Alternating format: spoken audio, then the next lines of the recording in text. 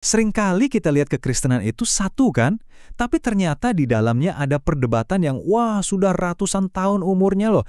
Dan ini bukan soal sepele, ini soal hakikat Tuhan itu sendiri. Nah, pertanyaannya itu begini. Gimana ceritanya satu bisa jadi tiga dan tiga tetap satu? Ini nih teka-teki teologis yang jadi pusat pembahasan kita kali ini. Kita bakal coba bedah konsep Trinitas dan lihat gimana kelompok-kelompok lain bisa sampai ke jawaban yang beda banget. Oke, untuk bisa paham perdebatannya, kita harus mulai dari akarnya dulu ya. Jadi, di bagian pertama ini, kita akan kupas tuntas apa sih sebenarnya yang dimaksud dengan doktrin Trinitas itu. Jadi, Trinitas ini bisa dibilang pilar utamanya mayoritas umat Kristen, mau itu Katolik, Protestan, atau Ortodoks. Tapi yang bikin kaget, kata Trinitas itu sendiri sama sekali nggak ada di Alkitab loh. Konsep ini tuh butuh waktu berabad-abad untuk berkembang, dan istilahnya sendiri baru muncul di abad kedua, dari seorang pemikir gereja namanya Tertullianus. Cukup menarik kan? Nah, dari doktrin ini, muncullah pertanyaan-pertanyaan yang jujur aja susah banget dijawab. Coba pikirin deh, kalau Yesus itu Tuhan, berarti sebagian dari Tuhan mati dong di kayu salib? Aneh kan? Terus, kenapa Yesus sendiri bilang kalau Bapa lebih besar daripada aku kalau mereka katanya setara? Nah, kontradiksi-kontradiksi semacam inilah yang jadi bahan perdebatan panas selama ratusan tahun. Dan jangan salah, perdebatan ini bukan cuma soal teologi di ruang tertutup. Ini jadi masalah besar sampai-sampai menggoyang stabilitas politik Kekaisaran Romawi.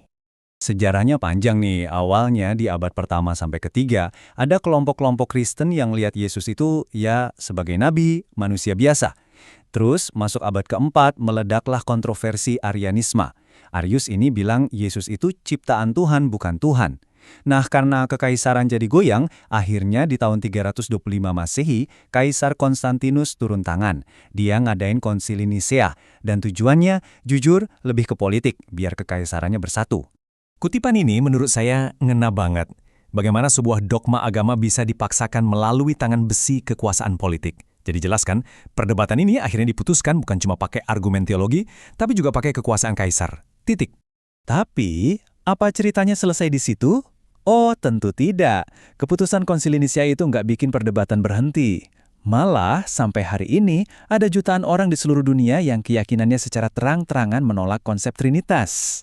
Dan kita nggak lagi ngomongin kelompok kecil loh. Angkanya itu lebih dari 50 juta orang. Ini populasi yang besar banget.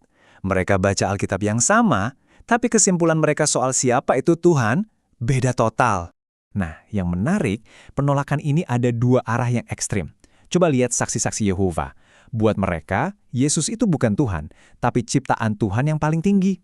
Sebaliknya, ada Pentakosta keesaan. Mereka justru percaya Yesus itulah satu-satunya Tuhan. Jadi yang satu menurunkan status Yesus, yang satu justru menaikkannya jadi satu-satunya. Begitu juga dengan dua kelompok ini. Mormonisme, misalnya, punya konsep kealahan di mana ada tiga Tuhan yang berbeda tapi satu tujuan. Beda lagi sama Iglesia Ni Cristo. Mereka sangat ketat, monoteis murni, cuma Bapa yang adalah Tuhan. Titik. Yesus itu manusia istimewa, utusan, tapi bukan Tuhan. Oke, jadi kalau kita rangkum, polanya jelas ya.